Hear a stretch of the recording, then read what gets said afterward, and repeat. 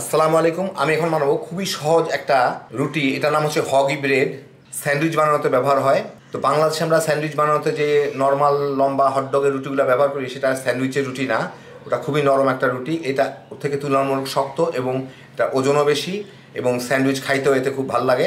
তো আমি একটা স্যান্ডউইচ বানাবো, দেখি এটা আপনাদের আমি বানায় দেখাচ্ছি। আগে রুটিটা আপনারা যারা বিভিন্ন ধরনের সাব স্যান্ডউইচ খাইতে পছন্দ করেন, এই রুটিটা বানায় রাখিয়েন। এটা নর্মাল পাউরুটি হিসেবে খাইতে পারবেন, বনরুটি হিসেবে খাইতে পারবেন, অথবা স্যান্ডউইচ বানানোতে এইটা বেস্ট। এর থেকে ভালো আর রুটি হয় না স্যান্ডউইচের জন্য। তৈরি করা খুবই সহজ। তো আসেন দেখি শুরু করা যাক। আমি এখানে 4 কাপ ময়দা নিচ্ছি। এর সাথে আমি দিচ্ছি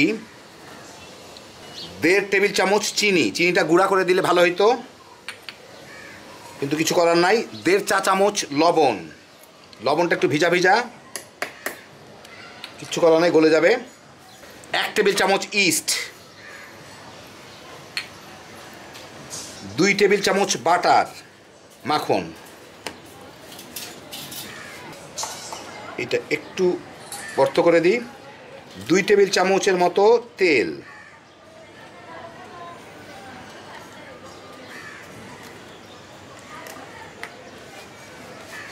আধা কাপ দুধ আমি হালকা একটু গরম করে নিছি, একদম কম গরম। আমি এখানে দিব খুব হালকা গরম পানি। তা আমি এখানে 1 কাপ পানি গরম করে নিছি। যেটায় দুধ গরম করছিলাম সেটার মধ্যে গরম করছি, দেখে ঘোলা ঘোলা দেখতেছেন। তো পুরাটা দিব না, আমি দিয়ে দেখি কতদূর। প্রায় 1.5 কাপের মতো দিলাম, দেখি এতে হয় নাকি। এখন এটাকে ভালো মতো মেখে নিতে হবে। একটু নরম নরম তো হবে, কিন্তু খুব একটা নরম হবে না। আমার মনে হয় না যে পানি আর লাগবে। তো ভালো করে ময়ান দিয়ে নিলাম খুবই সুন্দর করে। এইটা একটু রুটি পরোটা থেকে একটু হালকা নরম হয়, হালকা একটু নরম।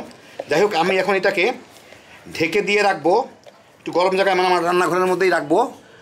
প্রায় ঘন্টাখানেক বোধহয়, ততক্ষণে এটা ফুলে যাবে, এমনি গরমের দিন। তো আমি এটাকে একটা ঢাকনা দিয়ে ঢাকা দিয়ে রেখে দিই।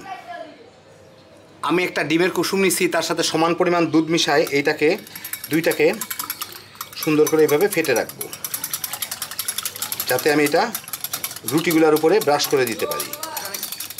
ঘন্টাখানেক পরে আমার এটা ফুলে এই অবস্থা দাঁড়াইছে, বেশ ডবল হয়ে গেছে। এখন আমি এর থেকে এটাকে উঠায় নিয়ে একটু ময়ান দিয়ে নেই।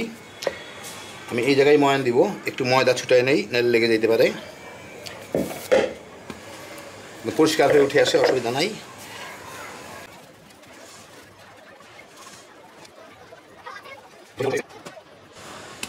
এখন এটাকে আমি সমান 2 ভাগ করে কেটে নিব। 1 ভাগ রাখি,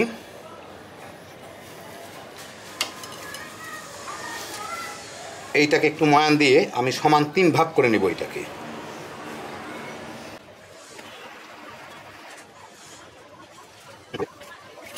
নিলাম। এখন এইটাকে আমি একটু বেলে চ্যাপটা লম্বা করে নেব। 4 কোণা চাইলে সবচেয়ে ভালো হয়।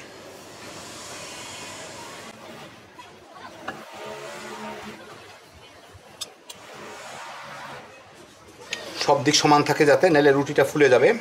4 কোণাচের মতো করে নিলাম। এখন এইটাকে এইভাবে আমি রোল করে নিব। কোনো দিকে একটু বেশি কম থাকলে একটু এখনই ঠেলে ঠুলে সাইডে সরাই দেই, দিয়ে এইটাকে সুন্দর করে একটা রোল করে নিই, সব দিক যাতে সমান হয়।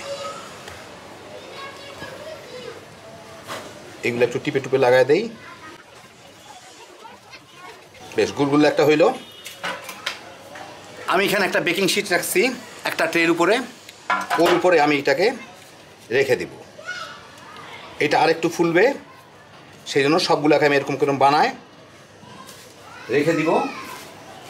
আর একটা ভিজা কাপড় দিয়ে ঢেকে রাখবো, যাতে শুকায় না যায়। তো সবগুলোকে আমি করে নিই এইভাবে।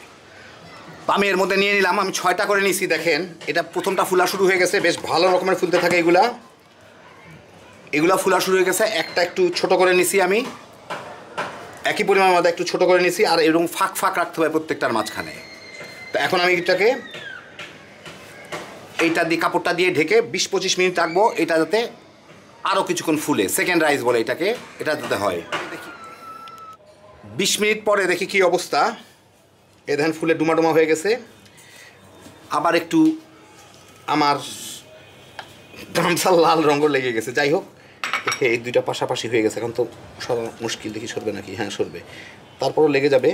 যতদূর পারি একটু সরায় টরায় দেই, নাহলে এটা আরও একটু ফুলবে, তখন লেগে যাবে কিন্তু সাথে। এটা আবার একটু চেপা খেয়ে গেল, জায়গা পরে ফুলে যাবে, না হলে অসুবিধা নাই। একটা একটু 19-20 হলে কোনো ক্ষতি নাই। এখন আমি এর উপরে একটু ডিম ব্রাশ করে দিব, ডিমের কুসুম ব্রাশ করে দিব। আমি 2টা ডিমের কুসুম ফেটে রাখছি, ওগুলা এর উপরে একটু ব্রাশ করে দিব।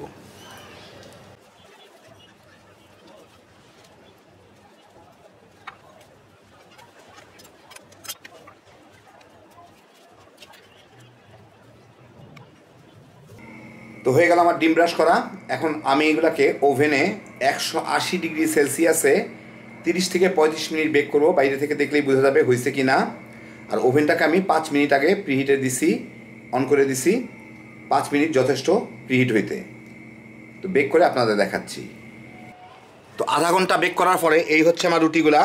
আমি মাঝখানে রেখে বেক করছি 180 ডিগ্রিতে আধা ঘন্টা 30 মিনিট, 180 ডিগ্রি সেলসিয়াসে। তো মোটামুটি ভালোই হয়েছে রুটিগুলা, খারাপ না।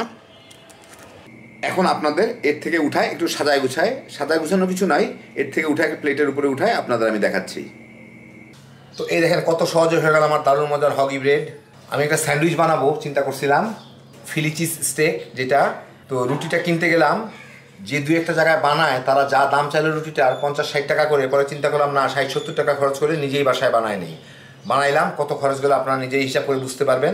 আমি 6টা রুটি হয়েছে আমার, আপনাদের যতটুকু দেখাইলাম তাতে। আপনাদের একটা রুটি আমি একটু কেটেও দেখাই ভিতরটা কেমন হয়েছে।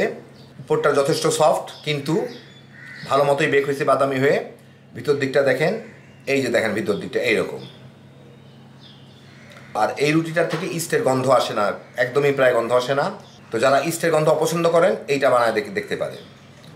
যে কোনো ধরনের স্যান্ডউইচ খাবেন এইটা দিয়ে বানায় খাইতে পারেন। সাব স্যান্ডউইচ বলেন, সাবওয়ের স্যান্ডউইচ বলেন, কিংবা অন্য যে কোনো ধরনের স্যান্ডউইচ। আর চাইলে বাচ্চাদের জন্য এই যে আপনাদের দেখাই দিচ্ছি, আপনার ইচ্ছা করে এটাকে বাটার বন হিসাবে ব্যবহার করতে পারেন। ঘরে থাকা যদি হুইপ ক্রিম থাকে, একটু হুইপ করে এর ভিতরে লাগায় বাচ্চাদের বাটার বন হিসাবে তাদের টিফিন, নাস্তা, বিকালের খাওয়া যে কোনো সময় হিসাবে ব্যবহার করতে পারেন। সকালের নাস্তাতেও ব্যবহার করতে পারেন। হ্যাপি জোশের একটা আইটেম, খুব সহজে বানাইবেন। তামা করে এটা দিয়ে স্যান্ডউইচ বানায় খাইবেন, অথবা এমনি খেয়ে ফেলাইতে পারবেন। আল্লাহ আপনাদের সবাইকে ভালো রাখুন, সুস্থ রাখুন, নিরাপদে রাখুন। ইনশাআল্লাহ বেঁচে থাকলে আবার দেখা হবে। আল্লাহ হাফিজ।